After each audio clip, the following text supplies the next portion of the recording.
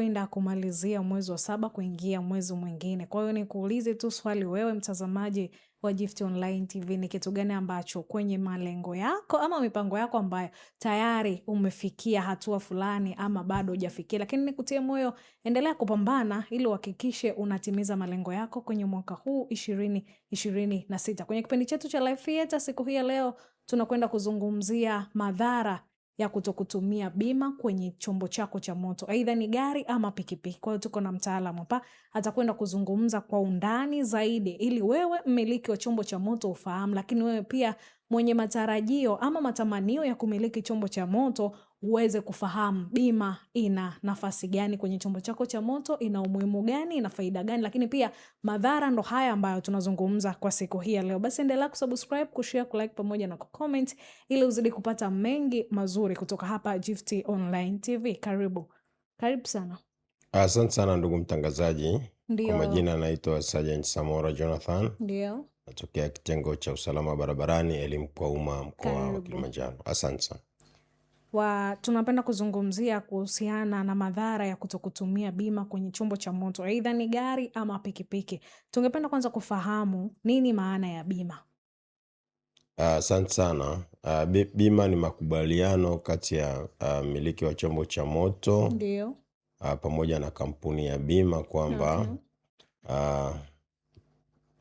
yule ambaye anayekata bima, mmiliki wa chombo cha moto, kwamba atalipia gharama ndogo na aidha kwa mwezi au kwa mwaka, lakini pindi ambapo watakapopata ajali ya barabarani, ndio kampuni husika ya bima itatumika katika kumlipa fidia kubwa au kutoa madhara yaliyotokana na hiyo ajali.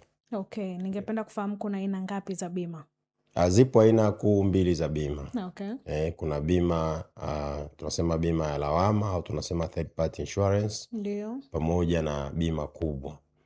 Bima hii ya third party insurance ni bima ambayo ni ya lazima. Yaani bima zote kwa mujibu wa sheria ya bima sura ya 169 ndio kupitia kifungu kile cha 4 ni lazima chombo chochote au ni lazima kila mmiliki wa chombo cha moto aweze kukata bima katika chombo chake, lengo hasa likiwa ni kuenzi falsafa nzuri au falsafa njema ya bima. Bima sio swala la hiari, ni swala la lazima.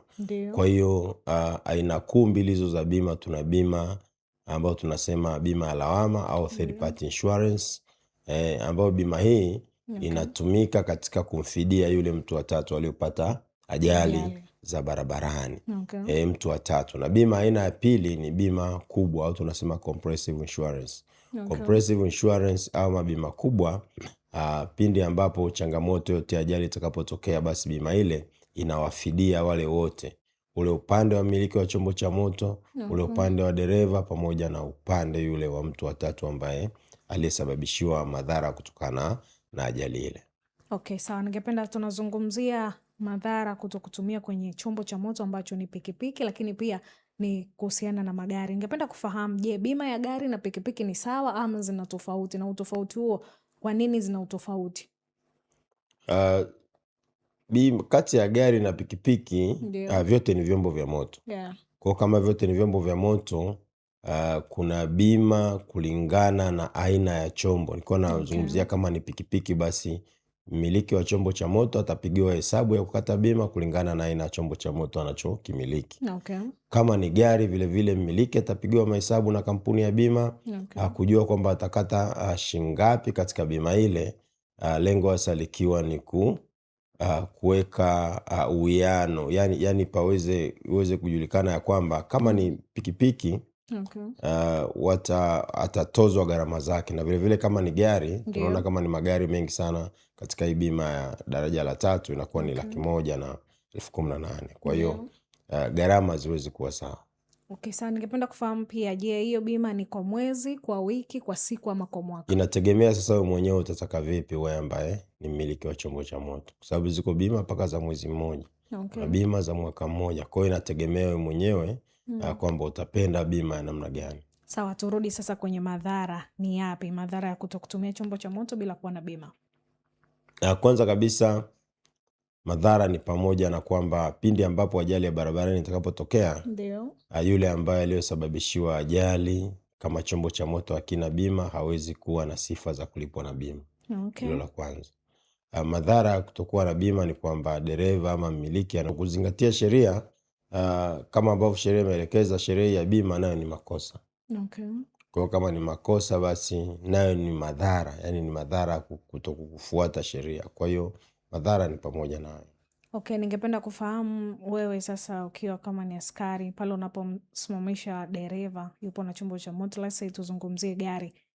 Umekagua gari lake halina bima. Je, kuna adhabu yoyote ama kuna faini ama kuna nini? Adhabu ni pamoja na kufikishwa mahakamani, kwamba yule ambaye anaendesha chombo cha moto pasipokuwa na bima anaweza akashtakiwa na kuweza kufikishwa mahakamani. Kwa hiyo sheria ndio imetuelekeza hivyo, lakini vile vile mbali na hilo anaweza akaandikiwa faini. Nategemea sasa na utetezi ambao yule dereva ama yule mmiliki ataweza kutoa. Kwa hiyo anaweza akaandikiwa faini, akafikishwa mahakamani, au wakati mwingine hata akaonywa, kwa sababu kuna mwingine unakuta labda bima amekatia online. Lakini baada ya askari kukagua akagundua kwamba kile chombo bado hakina bima. Lakini baadaye sasa ule mtu akakwambia kwamba labda pengine ni mtandao ulisumbua. Kwa hiyo wakati mwingine labda kama mtu ana bima basi atazuiwa na askari hapo hapo mpaka aweze kukata bima, ndipo aruhusiwe kwenda au kuendelea na safari yake. Sawa. Mtazamaji wa Gift Online TV, tunazungumzia madhara ya kutumia chombo cha moto bila kuwa na bima. Lakini mdhamini mkubwa wa kipindi hiki ni Maji ya Uzima. Maji haya yanapatikana ndani ya huduma tu. Huduma hii ni huduma Mlima Moria Ministry iliyo chini ya mtumishi wa Mungu Gideon wa Maili 6. Huduma ya Mlima Moria ipo Moshi, Kilimanjaro. Kama unatokea Moshi mjini utapanda magari yanayoenda Sanya, Sadala, Boma na Arusha. Utashukia kituo cha mashine, utakutana bango kubwa la ratiba za ibada, ambapo siku za ibada mahali hapa ni siku ya Jumatano, Ijumaa pamoja na siku ya Jumapili. Lakini siku ya Jumatano na Ijumaa muda ni saa 8 mpaka saa 11. Siku ya Jumapili ni saa 6:30 mpaka saa 10:30. Maji haya ni kukumbushe huwezi kuyapata sehemu nyingine yoyote ila tu ndani ya huduma hili huko chini ya mtumishi wa Mungu Gideon wa Maili 6. Endelea kutuma komenti yako hapo kuhusiana na mada ya siku hii ya leo. Changia mada ambayo tunaizungumzia. Uliza swali na hapo utapata majibu kuhusiana na kile ambacho unatamani kukifahamu, lakini pia unatamani kukijua kuhusiana na kipindi cha siku hii ya leo. Tunaendelea kuzungumzia madhara. Ningependa kufahamu, nimekata gari langu bima, ajali ya Tombi itokee, pengine ni bahati mbaya nikapata ajali, gari likaharibika. Nachukua muda gani mpaka kulipwa ile fidia ambayo inatokana na bima nilolipa? Kwanza ambapo ajali itakapotokea na ajali ile ikaripotiwa, askari akifika katika eneo la tukio, ndio nyaraka muhimu zikapatikana ili ziweze kupelekwa bima kwa ajili ya mtu aweze kulipwa fidia, atalipwa fidia kwa muda na wakati mwafaka. Kwa hiyo wakati mwingine kinachochelewesha watu washindwe kulipwa na bima kwa wakati mwafaka inategemea sasa na uwasilishaji wa nyaraka zile katika kampuni ya bima ili mtu aweze kulipwa na bima. Sawa. Kwa upande wa majeruhi, hapo tuko tunazungumzia chombo cha moto. Kwa upande wa majeruhi kwenye chombo kile ambapo walikuwa wamepanda watu wakapata majeruhi wakaumia, nani anawajibika kwenye upande wa matibabu? Inawajibika ni bima, kwa sababu bima ndiyo inayotumika kutoa fidia kwa yoyote aliyopata madhara yatokanayo na ajali za barabarani. Kwa hiyo labda kama ajali ile imepelekea kutokea kwa majeruhi, ajali ile imepelekea kutokea kwa ulemavu wa kudumu, ajali ile imepelekea kutokea kwa vifo, ajali ile imepelekea kutokea kwa uharibifu wa vyombo vile vya moto au chombo cha moto, au ajali ile imepelekea kutokea kwa miundombinu ya barabara, inayostahili ilipe gharama na fidia ni kampuni ya bima. Na ikitokea labda kwamba chombo kile hakina bima, sasa huyu ambaye ni mmiliki wa hiki chombo anapaswa aweze kugharamia zile gharama kutoka kwa fedha yake yeye mwenyewe. Na ni kwa nini napaswa kukata bima? Bima sio swala la hiari, ni swala la lazima kwa mujibu wa sheria ya bima katika kile kifungu cha 169. Kwamba sheria imeelekeza na kusema ya kwamba bima ni swala la lazima na wala si hiari. Kwa hiyo sheria imeelekeza hivi kwamba kila mmiliki wa chombo cha moto, aidha magari au pikipiki, ana jukumu la kuweza kukata bima katika chombo chake. Okay. Na endapo let's say nimekata bima ya mwaka, ile bima ika expire, naruhusiwa kutumia kile chombo cha moto yani ndani ya muda gani ili niweze kurudisha, au baada ya muda gani ili niweze kuwa na bima nyingine? Bima inapokuwa imekwisha muda wake, unatakiwa ukate bima nyingine. Yani kwa mfano labda kama bima imeisha leo tarehe 28. Yeah. Unatakiwa inapofika tarehe 28, aidha ni kama umekata ya mwezi au ya mwaka, nafika tarehe 28 mwezi ule ule, mwaka ule ule, tarehe ile ile, unapaswa uweze kukata bima nyingine. Kwa hiyo bima inapokwisha, bima haina siku za ziada. Okay. Bima inapoisha leo, basi hakikisha leo hii umeshakata bima nyingine, ili gari lako hata likikaguliwa lionekane kwamba lina bima. Okay. Nimepata changamoto ya ajali na gari langu lina bima. Ninachukua takribani muda gani mpaka uweze kulipwa fidia chombo chako? Inategemea sasa na uwasilishaji wako wa nyaraka katika kampuni husika ya bima, kwa sababu askari atakuja eneo la tukio. Okay.